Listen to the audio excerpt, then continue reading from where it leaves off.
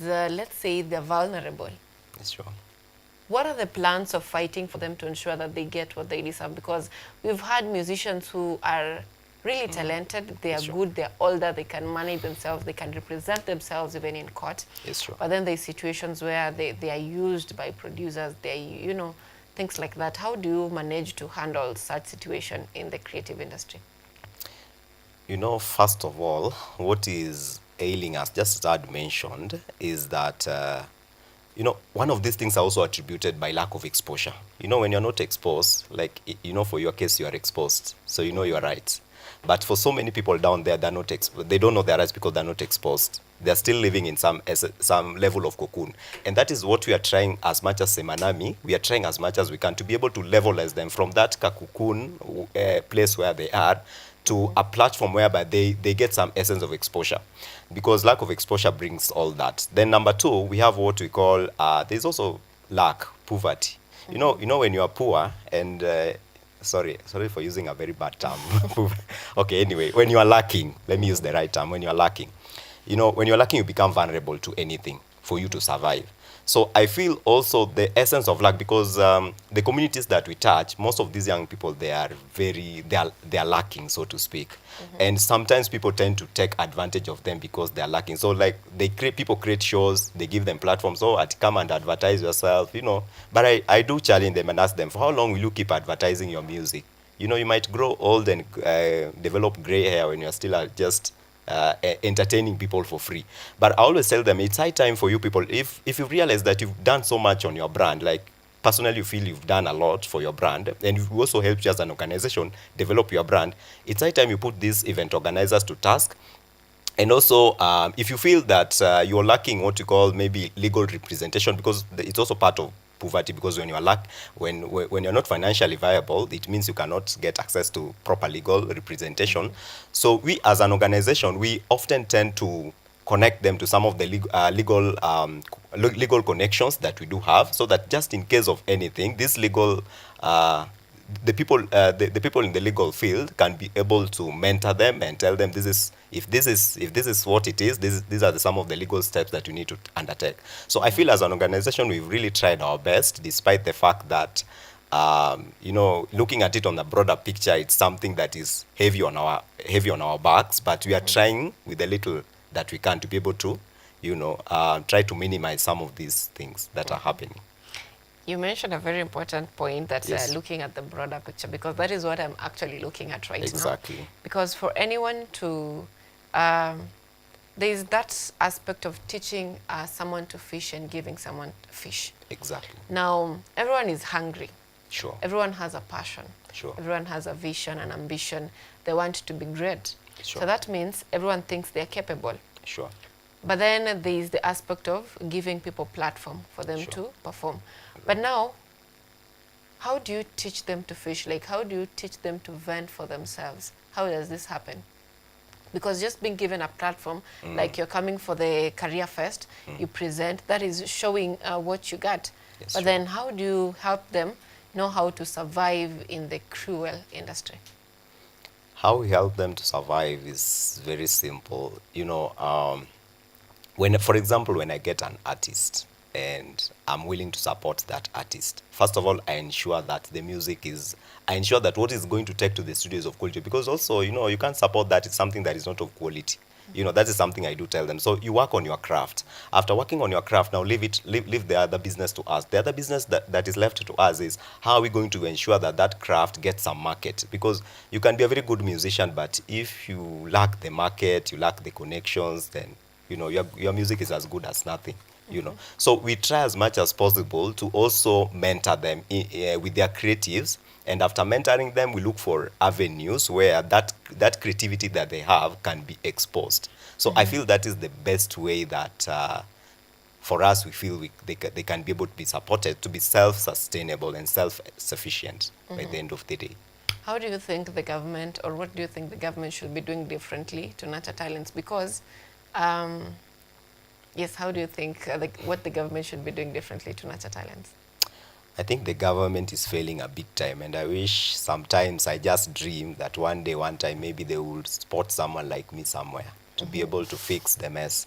Because, ideally speaking, we have quite a number of young people. Personally, I interact with, because I run a production, theater production, composing of over 30 young people who do drama, And the same way, I also run a modeling academy of over, So, but you realize by the end of the day, we as the people who run it, we try as much as possible to put in our resources to be able to support these people. But for me, I'm just taking a smaller percentage. But there's a bigger percentage out there who are always crying right, left, and center of opportunities, feeling wasted, feeling misused.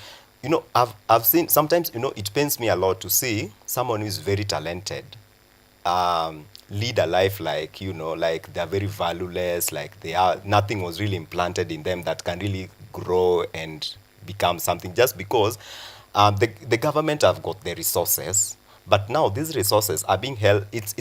There's some essence of monopoly. There are people at the top there who have monopolized these resources. Today, allow me to just to say this.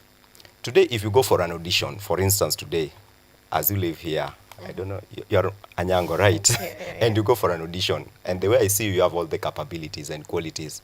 But someone will just look at you and say, okay, fine, I want ANYANGO to be there. But deep down in my heart, I have a relative of mine who is supposed to be there. I have someone in mind who's supposed to be there. Or I have a good content, like I'm a producer. Personally, I'm a producer, I'm a scriptwriter. I have a very good content, yes.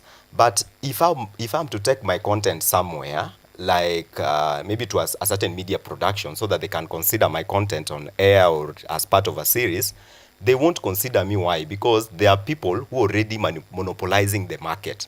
So if the government can seriously raid on this, this essence of this monopoly stuff, then I feel it will open a very bigger window for some of these creatives, so that we have people who are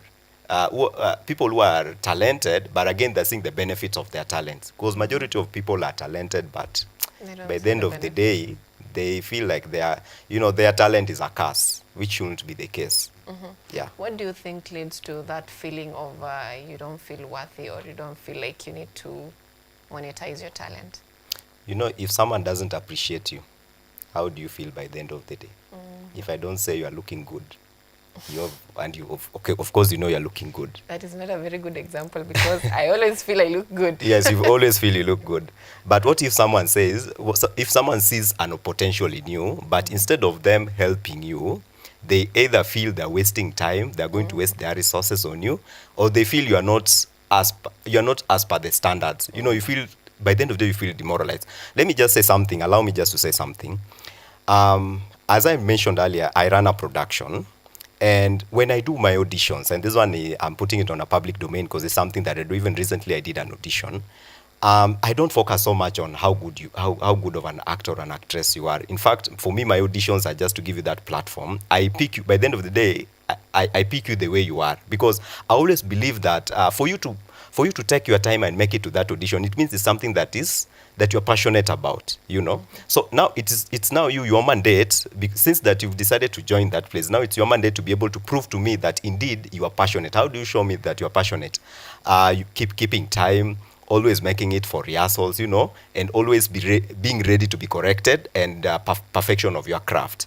So most of the institutions that purport to be supporting talents, they always create an essence of discrimination.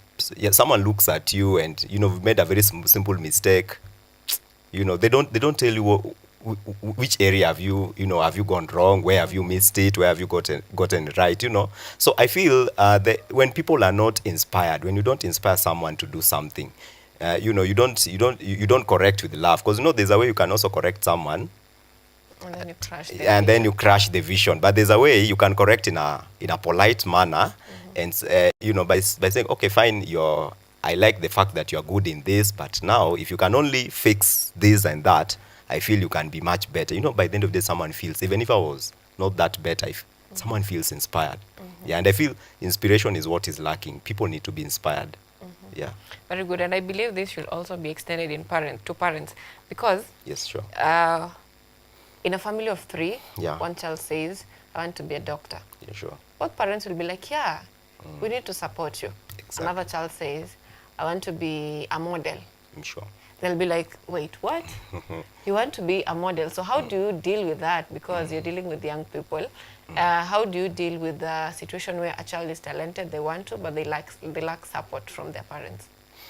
You know, I'll handle this question in two perspectives. The first one, I look at our curriculum. You know, our curriculum has made it believe that for you to make it in life, then you have to, you know, the best way to make it in life is through education. That's why people are fighting for the A grades, the B grades. Nobody considers about that C person who can also do something very, something very good, you know, that can help them out. But again, if you look at it on a realistic perspective, yeah, well, education is important because you know, talent is just a supplement of what of your education. Um, so most parents have always, the curriculum has always made parents to believe, especially the 844 has made parents to believe that talent is nothing. You know, the only way you can succeed is get your A's or get your B's and do your medicine. But I'll also still answer it in another perspective as well. Having government having realized some of the loopholes that exist in terms of realizing, oh, kumbe, you know, it's not about being good in academics. They've revised the curriculum to come up with the CB. It was CBC, now it has transitioned to CBE. We don't know whether it will transition to CBA, who knows. But because parents have come to realize that, the government has come to realize that sometimes, you know, we lose a lot of potential people who can add something to the economy through their creatives. And that is why now they feel it's high time for us to change this notion and introduce. And in fact, parents have really received it well. In my academy, for instance, I have so many parents right now. I can confidently say that so many parents who are even registering their kids for my academy and are willing to pay fee for just for their kids to be trained on music, their kids to be trained on modeling, because now they're seeing the other side of their kids that remained hidden in education. You get, but well said. I feel it's time. The government should introduce what you call an all-round curriculum that focuses on both education and also focuses on talent. We should not also put so much efforts on talent and forget about education, or education and forget about talents. Yeah. Now, how do you balance social impact and financial stability? Because as you support these talents, Sure. you also need finances. Yeah. How do you balance that? Do you mind coming back again? I mean, in as much as you want to help the young people nurture their talent, Exactly. there's also the financial aspect of it. I mean, you can't be waking up every day and doing all this, yet you are not making any profit. So how do you balance this? The best way to balance, how I do balance it, is that I don't depend so much on talent, like talent development and stuff. I'm a radio host, you know. I also have some of my businesses, small businesses. I don't want to mention them on air, but I also have my business running. Because for sure, you can't be you can't be supporting talents on an empty pocket. By the end of the day, you realize that either you are likely to turn out to be a scam, because how then do you support, and also at the same time you also depend from the same cookie jar, talent cookie jar, for you to survive. So for me, I'm a jack of so many trades. This is just one of the trades, that are part of my trades. Yeah. Do you have any plans of extending this to other counties? Because if this is helping the young people of Nairobi, Sure. Machakos, and Kajiado. Kajiado, Yes, sure. are there plans to like expand this to help other talents in the country? And if so, how? I have plans to make Semanami, a county affair, but also cross our borders to other neighboring countries. And the only way as a vision bearer, one of the things that I'm currently doing to be able to realize is that I'm creating what you call a spark of connections. Like recently, I had a team that visited me at Daystar. Of course, we have offices at Shalom House, but sometimes I reside at Daystar.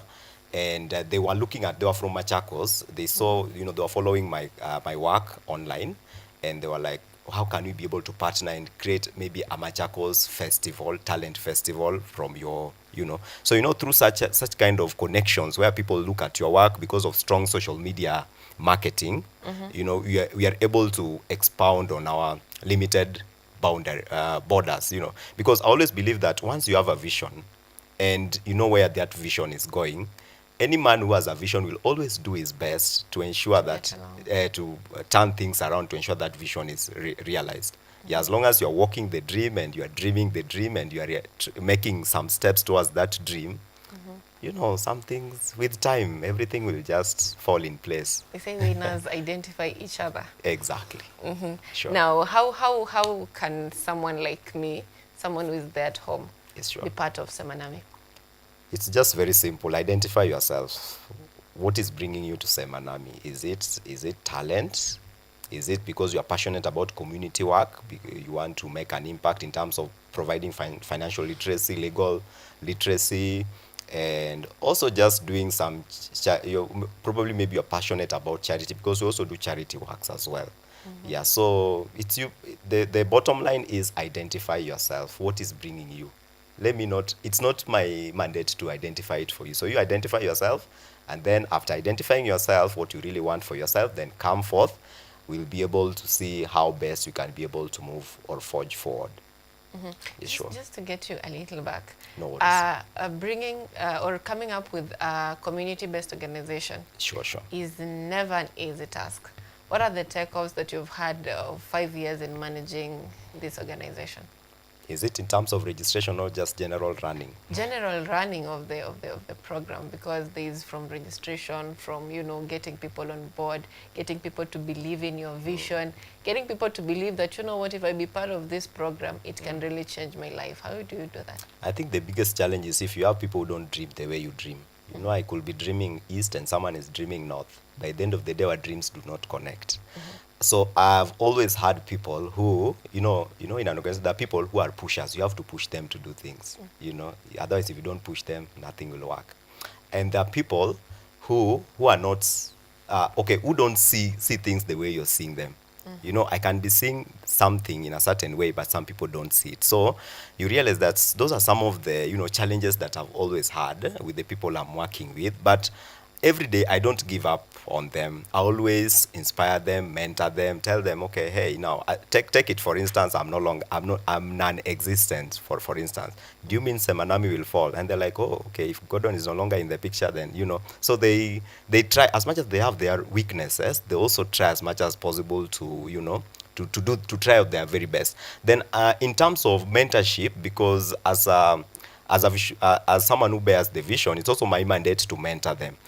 In everything that I undertake, I always ensure that I involve them in every process. Like, for instance, I realized that I'm very good in marketing. I'm very, very good in marketing and closing deals. So sometimes I carry them. When I go to close a deal, maybe with a company, a corporate, or an institution, I carry them along, one of them, and tell them, now, this is how it's done. Now, sit down, watch how I do it. Now, after doing what I do, I now send you as an attachee to go try out what I did so that I see if you are able to close a deal or not able to close a deal. So I feel just as a summary way of answering your question is that when you are a vision bearer, sometimes people don't see that dream the way you see it.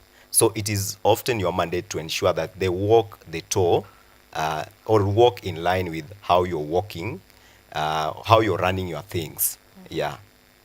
Okay, that Yes, is sure. very well said. Yeah. Now, as we bring this to an end, Sure. talk to us about the June 21st event. What is expected there? How stakeholders or anyone who wants to be involved can be part of it. All right. So the June 20th and 21st is our our fourth edition of Interschools Festival. And this year we've decided to make it a bit unique in that for the first time we're introducing a podcast session for high school students. We've partnered with NAFSI Africa, who will be offering us a podcast studio where students will have a host who will address some of the issues that affect students on areas such as drugs, alcohol, sexualism,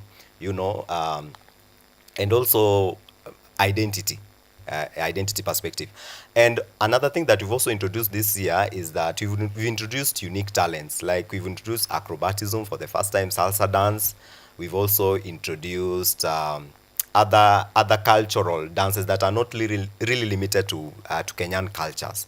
So, and also in terms of career, we've always given our windows to universities and colleges to come forth. So if you're an university or a college that feels that this is a right platform for you to be able to come and maybe share your courses with the candidates, because we'll also be having a session with the candidates where we'll be talking much about career, yeah, and general mentorship. So we are inviting colleges, universities, some that have not registered with us.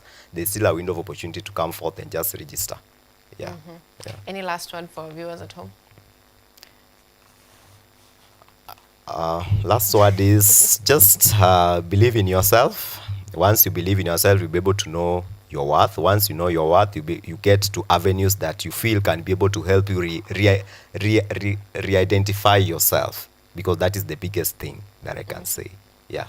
Thank you so much. Now, I will extend this invitation to high school teachers, students, clubs and societies in campuses and in high schools. Do you also do primary schools? We used to, but we stopped. You stopped. Yeah, So and also corporates that are willing to chip in. Yeah, and corporates, if you're willing to be part of the inter-school debate, symposium and career first, always feel free to tag along and to register with them. You didn't tell us where they're registering. All right, let me share my number. They can register through 07 18 18 76 73. 07 18 18 76 73. That's the number that they can reach out to in case they want to register or want to be part and parcel of this amazing event.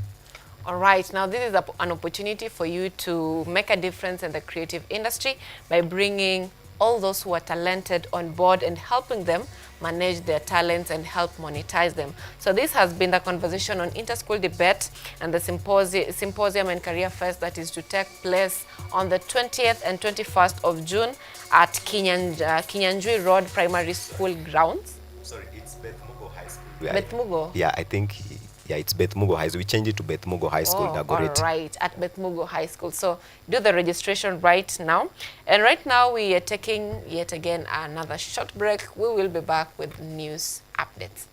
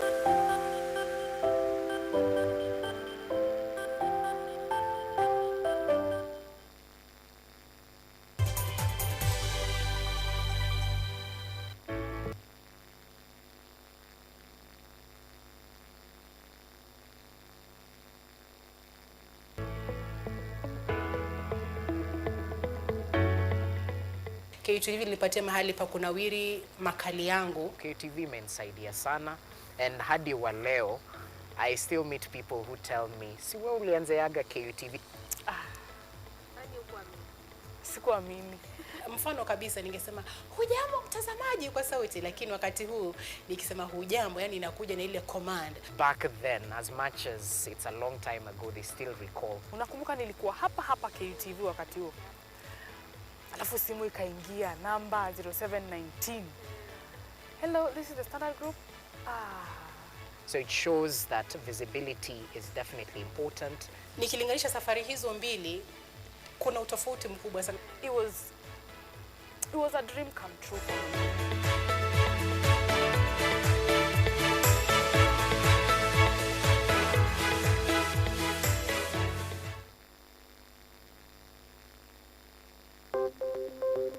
Maelfu na maelfu ya wahamiaji wakiwa na watoto kutoka nchi za Amerika ya Kati wanaendelea kuwasili kwenye mpaka kati ya Marekani na Mexico. The folks are going. Thank you very, very much. I appreciate it. Thank you. Ni habari kutoka pembe zote duniani. Pepo paa si vuguvugu, pepo paa ni idea. Sazidi ananyonya, hanyonyi vizuri, anakuwa hayuko comfortable. Jeshi la Jamhuri ya Kidemokrasia ya Kongo linapambana na waasi wa ADF. Kwa sasa wanatoa wito kwa mashirika, makampuni na vile vituo vya uchukuzi. Mambo mengi yatakwenda kama yalivyopangwa. Hapa ni kuna mmoja wa viongozi wa chama cha wavuvi katika eneo hili. Zaidi tunajaribu kuwapa chanjo ili ina boost ama inanyanyua kinga ya mwili, hiyo inaweza kupelekea kupambana na virusi. Ni duniani leo, Jumatatu mpaka Ijumaa, moja kwa moja kutoka VOA Swahili, Washington DC.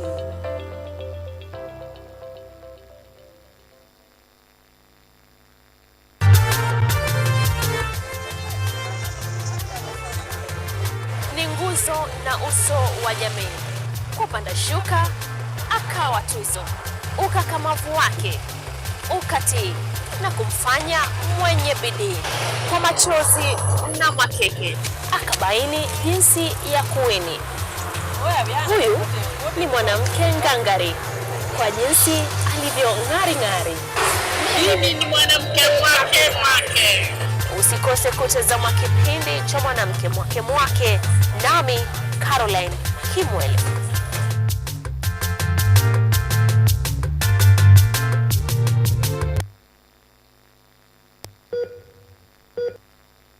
Are you healthy, or rather, do you maintain a healthy lifestyle? According to WHO, health is regarded as a state of complete physical, mental, and social well-being, and not merely the absence of disease. Welcome to Focus on Health, a show on all matters health, wellness, and lifestyle.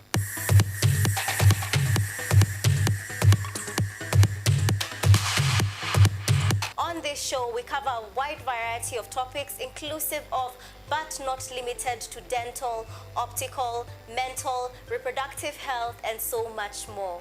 Join me, Joy Bofenda, every Thursday at 7:30 p.m. on KUTV for compelling insights and discussions on all matters health. See you then. Focus on Health, your weekly dose of health and wealth information on KUTV.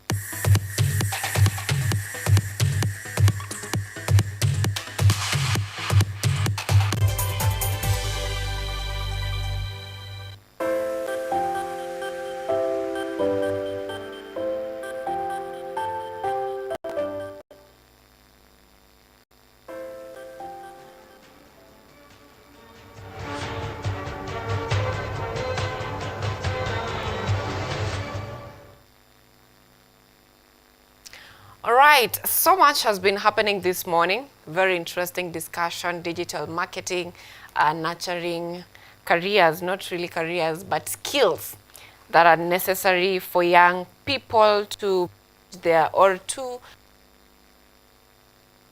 older. Now that has been what we just had on the launch tour of our guests, that is Gordon Oduor and Moses Were, who are here on studio. And right now, we are about to have a look at the news updates. And before we get into that, just a reminder of what is happening on our dailies. Yesterday marked 1,000 days of Ruto in office.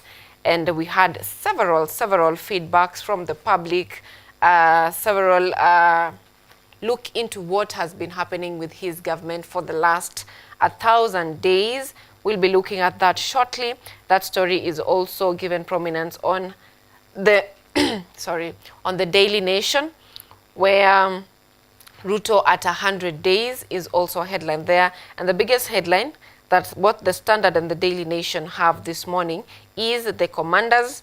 That is Douglas Kanja, Inspector General of Police, Eliud Lagat, Deputy Inspector General of Police, and Mohammed Amin, Directorate of Criminal Investigation boss. And this is in relation to the death of Albert Ojwang, who lost his life in the hands of police officer. So that is just among the few headlines that you're having. So many stories inside the newspapers. So if you can get a copy of it, you'll get to have more on that on the Standard. That story is given prominence. It's from page 2 to page 3 on the Daily Nation. It is on page 2 and page 3 also.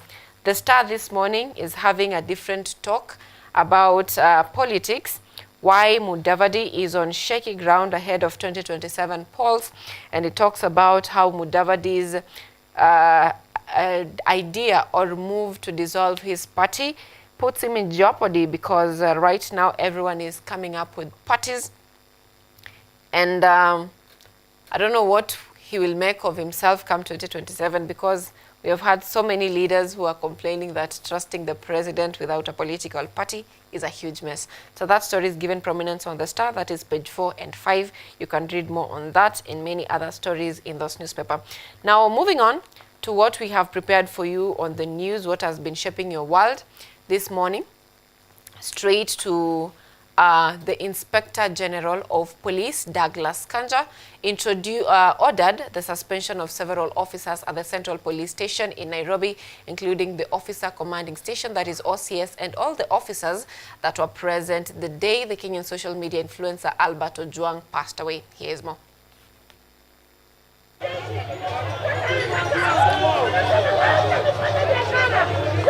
Controversy behind the murder of social media influencer Albert Ojwang has continued to spark reactions regarding who was behind it. In response to this, Inspector General of Police Douglas Kanja ordered the suspension of several officers at the Central Police Station following the tragic and unclear death of Kenyan influencer Albert Ojwang to allow investigation to take place.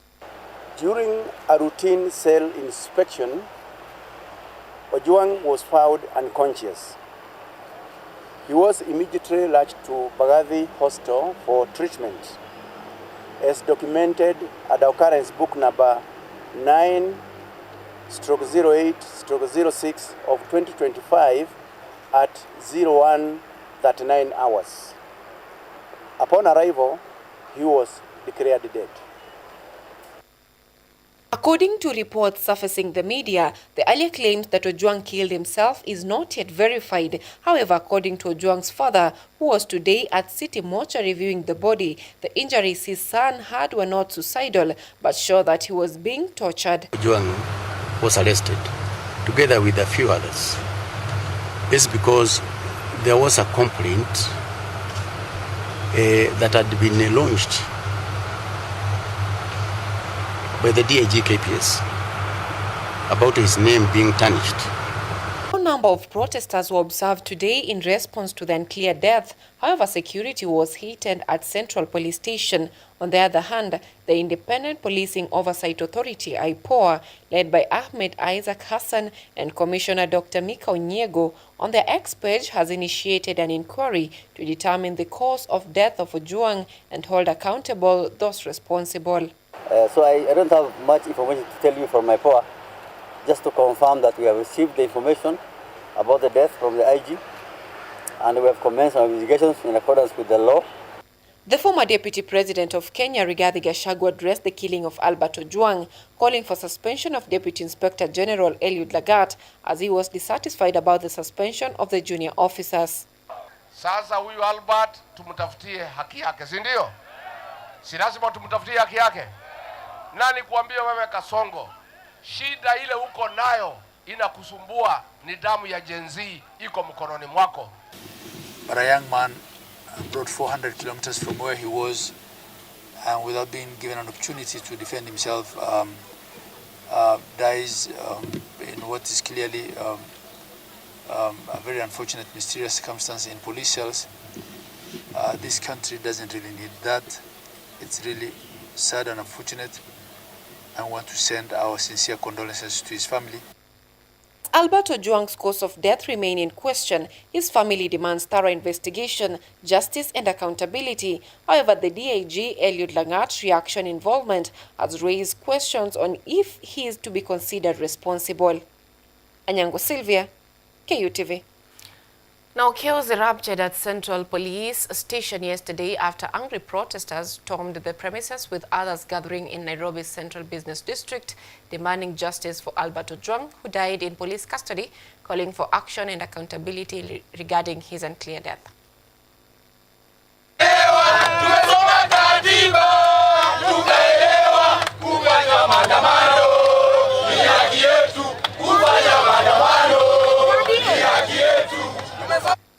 engulfed Nairobi Central District today as activists and distressed members of the public came out to air their grievances regarding the death of an ex-based influencer who died while in custody at Central Police Station.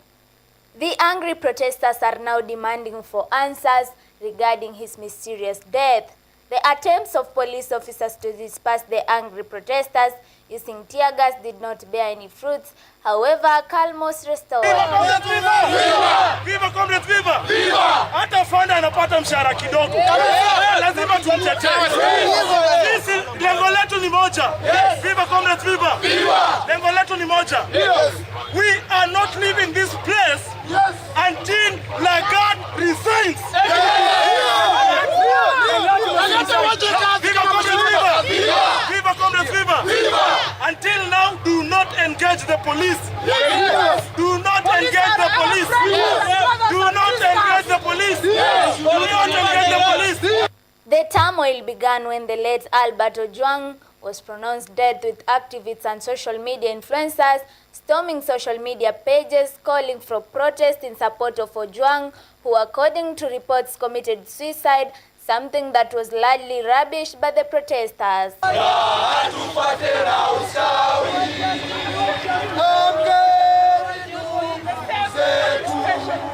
His arrest and death has sparked public outrage from various leaders, including Migori Senator Eddie Okech, who has cited that the killers of Ojwang must be unmasked. Calls are growing louder for an investigation into the probe, protesters insisting that justice must be served.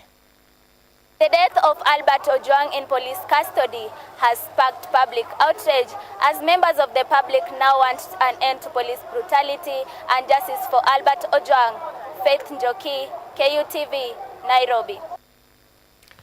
Now, yesterday marked the completion of President Ruto's first 1,000 days since being sworn in as the President of the Republic of Kenya. Our political affairs correspondent, Ismail Hassan, paints a picture of the achievements and challenges President Ruto has faced since taking office as Kenya's 5th president.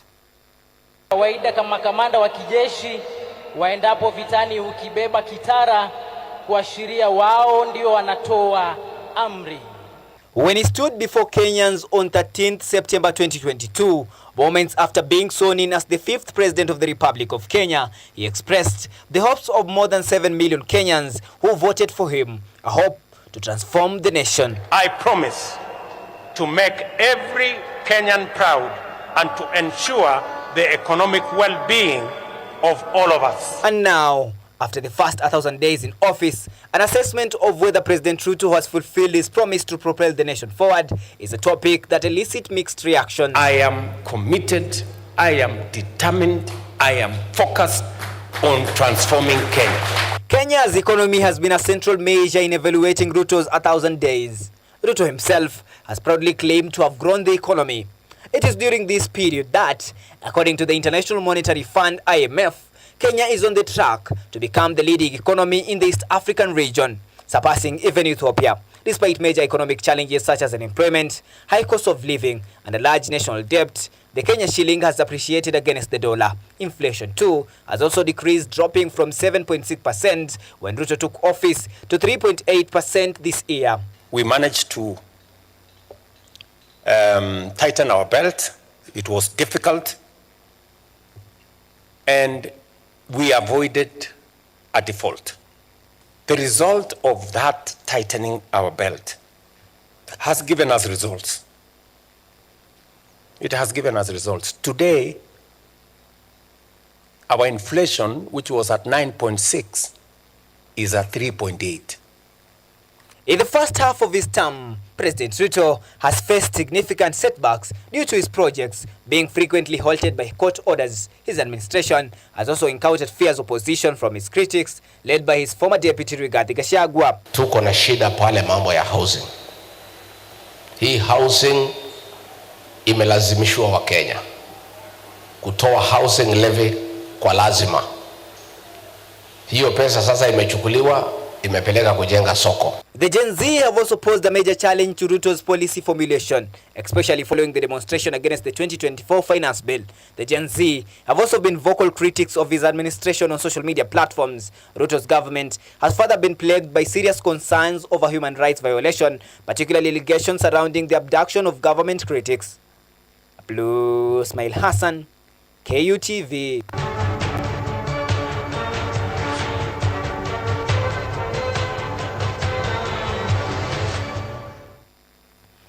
All right, that's just a snippet of a news update this morning. Thank you so much for being part of us throughout the discussions that we have had this morning, which is very interesting and insightful.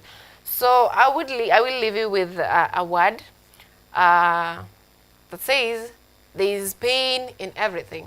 You need to choose your pain, whether it's the pain of action or the pain of inaction. Whether you participate in the Finance Bill 2025 or not, in one way or another, it will affect you.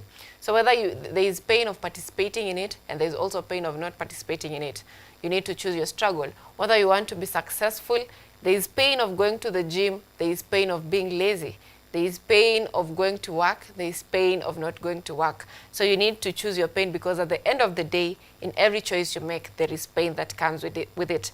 That marks the end of Biashara Tuesday. On this 10th day of June 2025. Thank you so much for being part of us. When we meet next time, I'll be a year older. When we meet next time, I'll be a year older because I'll be turning a year older. Ladies don't say their ages. I'll be turning a year older on Sunday. That is it from us. Thank you so much for being part of us. See you next week.